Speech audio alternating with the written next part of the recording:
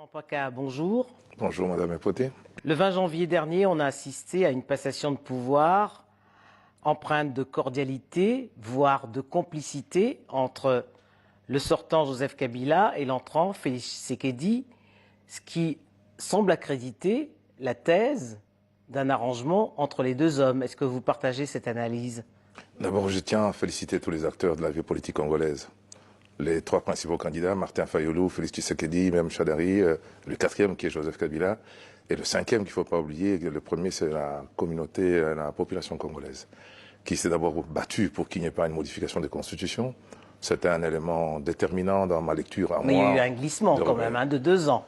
Quand on voit tout ce qui se passe autour de l'Afrique centrale et dans d'autres pays, le peuple s'est battu pour qu'il n'y ait pas cette modification des constitutions. Donc, qu'on dise qu'il y a eu des arrangements, mais quel est le pays dans lequel Trump est en train de discuter avec les démocrates aujourd'hui pour trouver des solutions. Vous avez bien vu que chez vous en France, Macron est arrivé pratiquement sans cadre ni technicien. Édouard Philippe ne semblait pas être celui qui était en train de marcher pour faire de Macron le président de ce pays. Donc une discussion, une négociation. Et puis Félix Tshisekedi est né au Congo, il a vécu en Belgique, moi je suis sénateur belge. Pour nous, ça ne choque pas du tout cette notion de compromis. Notre système est proportionnel. En Belgique, quand j'entends dire qu'il sera la marionnette du président sortant, je me dis, mais ce n'est pas connaître la culture, les habitudes, le fonctionnement du Parlement dans tout le monde d'ailleurs, hein, pas seulement à Kinshasa, ni ailleurs. Il y a des gens qui se repositionnent. La manière dont les listes ont été composées, la notion de 1% ou 2%, il y avait des critères pour la composition des listes, qui a fait créer énormément de regroupements politiques où les gens, une fois élus, ont retrouvé tout simplement leur liberté de pouvoir choisir un camp qui pourrait leur convenir largement. Je connais des gens qui sont élus avec sous l'étiquette FCC, mais qui, pour se faire élire à certains endroits, faisaient carrément la campagne de Martin Fayulu, de Félix Tshisekedi, plutôt que celle de Chadari. Le Fayulu et Félix, à deux, font près de 80%. Quand vous additionnez ce chiffre, il est assez significatif. Il veut dire tout simplement que 80% des Congolais ont voulu pas seulement un changement de président, ils ont voulu un changement de système. Et ça, la classe politique congolaise, j'espère tout entière, quelle que soit l'étiquette qu'elle peut avoir, le comprendra facilement, assez rapidement d'ailleurs. Alors, première alternance pacifique après celle de 1961, qui a vu l'assassinat de Patrice Lumumba, celle de 1997, qui a vu la chute de Mobutu, du maréchal Mobutu, et puis 2001, qui a vu l'assassinat de Laurent-Désiré Kabila, le père de Joseph Kabila. Est-ce qu'une page de l'histoire du Congo nouveau est en train de s'écrire? Je vis en Belgique depuis quelques années. J'ai fait une activité diplomatique, je peux dire souterraine, je l'avoue, où je rencontre au Sénat de Bruxelles énormément de gens. J'y ai reçu Martin Fayulu, j'y ai reçu Félix Tshisekedi, et j'en ai reçu d'autres, y compris des Africains. Ce qui s'est passé à Kinshasa semble être un symbole. Pour certains, une espèce de mise en scène pour d'autres. D'abord, j'ai lu sur le visage du président Kabila, que j'ai rencontré quelques fois, une véritable satisfaction, une véritable joie. Un soulagement de quelqu'un qui avait réussi d'abord à surprendre tout le monde, parce qu'on a vu d'ailleurs son épouse. C'est vrai qu'il a réussi sa sortie. Hein. Qu'on me dise que l'homme était en train de jouer un numéro en envoyant son épouse aller faire campagne pour son dauphin Chadari, on l'a vu, c'est-à-dire qu'il avait compris que le peuple avait besoin de changement, complètement de changement.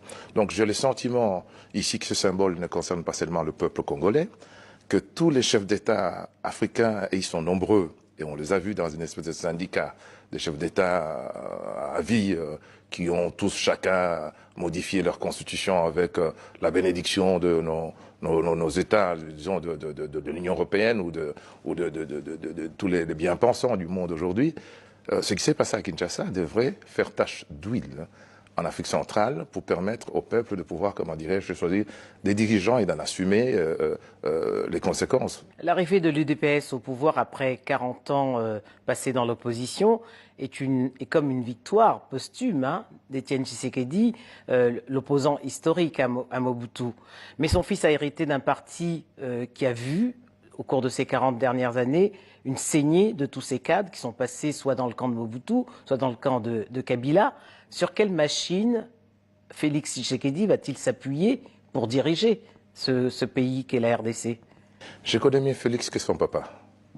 Mais je suis très heureux, très fier d'avoir pesé lourdement sur la décision du conseil municipal de la ville de Bruxelles d'avoir organisé les funérailles au Palais 2 à Bruxelles pour permettre à tous les membres de la diaspora congolaise d'Europe et d'ailleurs de venir lui rendre un dernier hommage. J'espère d'ailleurs que les Congolais auront l'occasion de lui rendre vraiment un hommage. Avec des obsèques nationales. Absolument, j'espère qu'il le mérite cet homme. Nous parlons beaucoup de Mandela et en Afrique centrale, s'il y a un homme dont on a minimisé l'endurance, la résistance, la souffrance et les prix payés, il n'y a pas seulement que la prison qu'il a connue, la relégation et un consort. Je suis très heureux d'avoir participé à organiser ou à faire organiser, à convaincre mes collègues de la municipalité, malgré que j'étais dans l'opposition, à ce que nous consacrions ce palais 12 à ce funérail. Alors Félix, que je connais bien, nous étonne. Moi, je suis parlementaire à Bruxelles depuis bientôt, je suis élu depuis bientôt, je suis sur ma 4e élection à la municipalité de la ville de Bruxelles. J'ai 12 élections. Cet homme que nous avons sous-estimé, y compris moi, dans les rues de Bruxelles, partir à Kinshasa, parce que c'était un Bruxellois, il a nos codes, il n'est pas différent de moi et d'autres, reprendre un parti qui n'était pas en panne, mais complètement rouillé, c'est ça l'UDPS que Félix Tshisekedi avait pris. Et là, personne n'avait encore compris les aptitudes et les capacités. Ceux qui le sous-estiment. Je ne dis pas que c'était un génie, mais moi, qui ai fait de la politique en Belgique avec autant de contraintes, je me suis découvert une espèce d'admiration pour Félix qui réussissait cette opération qui n'était pas facile. Il y a beaucoup de fils d'eux qui auraient pu poursuivre l'œuvre de leur papa, n'est-ce pas? Et il a repris l'UDPS dans un état de l'armement terrible. Comment va-t-il le diriger? Moi, je pense qu'il devra, et c'est ce qu'il a fait d'ailleurs quand j'en avais discuté avec lui avant les élections, j'ai des oncles, moi aussi, qui sont membres de son parti, qui étaient partis d'ailleurs, qui ont demandé à ce qu'ils le reçoivent. Il a fait une politique d'ouverture. D'abord avec les déserteurs qui sont revenus et qui font de l'UDPS ce qu'elle est aujourd'hui. Et sa disponibilité, son état d'esprit aujourd'hui est celle de quelqu'un qui a le sentiment d'avoir une mission des rassembleurs. Cesser d'écouler y compris dans les rangs de ceux qui soutiennent Martin Fayoulou. On a vu aujourd'hui que certains de ses proches ont pris acte de l'élection de Félix Tshisekedi. J'ai parlé avec les deux. In tempore non suspecta. Sans dévoiler les contenus de leurs préoccupations, je sais que tous les deux, ils ont un souci. C'est d'augmenter les recettes de l'État congolais pour pouvoir administrer tout simplement ce pays, d'abord pour commencer convenablement. Ça fait partie des défis que devra relever le nouveau président. Est-ce que l'état de grâce suffira pour relever à la fois ce défi de combler les recettes financières de la RDC, mais surtout assurer la sécurité à l'est de la RDC? Ce sont des questions qui vont rassembler Fayoulou et Félix Tshisekedi. Je ne vois pas, y compris ceux qui étaient dans la majorité présidentielle des Kabila, à travers cette passation de pouvoir pacifique, il y a comme une demande, une volonté du peuple congolais à se dire d'accord, nous pouvons partager nos richesses avec nos voisins d'abord, avec les pays développés certainement ensuite. Mais ils ont besoin d'une dignité, d'un peu de respect, de mettre fin à l'humiliation. C'est une humiliation de tout un peuple. Ceux qui, chez nous, ici et ailleurs, comptent ou ont compté diviser Fayoulou ou Bemba ou un autre pour contester davantage Tshisekedi, opposer Kabila aux uns aux autres pour continuer à faire des petites affaires, j'appelle ça des small business, n'est-ce pas? Parce qu'il y a moyen de faire des big business dans ce pays si Félix Tshisekedi et ses amis arrivent à pacifier l'Est du Congo, et les zones qui sont aujourd'hui troubles. Je crois que c'est un gros défi. Je pense qu'il aura des soutiens à l'interne. On me parle de Modeste Bahati ce matin, qui est un homme du Kivu, là où se passent ces choses. Vital Kamerhe lui-même est de l'Est. Il y a des grandes personnalités des zones où peuvent sortir les conflits qui s'y rejoignent. La majorité de Félix Tshisekedi pourrait déjà, par leur participation, par leur reconnaissance, tout simplement permettre de pacifier. Bien sûr, notre défi, c'est de rassurer les voisins. Je suis très inquiet par rapport à l'affront, si on peut parler de ça comme cela. L'affront fait à Paul Kagame. À Paul Kagame, j'espère qu'il ne va pas en rester là et se sentir blessé au point de ne pas mettre en prison les rebelles qui traversent aujourd'hui son pays pour aller troubler la paix, plutôt la désolation de l'autre côté des frontières. Jadis, quand cela est arrivé, Paul Kagame a eu le droit de venir chercher les gens qui ont commis des génocides, et ça, je crois que tout le monde l'a compris, et c'était un acte nécessaire. Mais il n'est pas normal qu'aujourd'hui, dans les frontières du Congo, on trouve des groupes rebelles qui trouvent refuge dans des pays frères et amis qui sont disposés à partager les richesses du Congo avec les Congolais. Alors, Joseph Kabila a 47 ans. Il a passé 17 ans au pouvoir, hein, puisqu'il a succédé à son père en 2001. Contre toute attente, on l'a dit au début de cet entretien, il a surpris, Tout le monde. puisqu'il a réussi sa sortie. Quel avenir est-il appelé à jouer désormais? S'il écoutait mon conseil, je lui dirais, Monsieur le Président, félicitations. Félicitations, vous nous avez tous surpris et tout le monde a été surpris. Et gardez de la hauteur. Vous êtes sénateur de droit et vous pourriez même en réclamer la présidence, vous en avez les moyens. Je serai vous, je garderai de la hauteur. Je ne prendrai même pas cette présidence. Je resterai une forme d'autorité morale. Et Joseph Kabila a assez surpris et étonné tout le monde pour aujourd'hui faire un tour dans les pays voisins, leur expliquer comment est-ce qu'on peut remettre à un opposant, pas son successeur, à un opposant le pouvoir. Je crois que Kabila nous a surpris et il a réussi l'examen oral pour moi. Je suis enseignant, je suis professeur d'économie dans une autre école.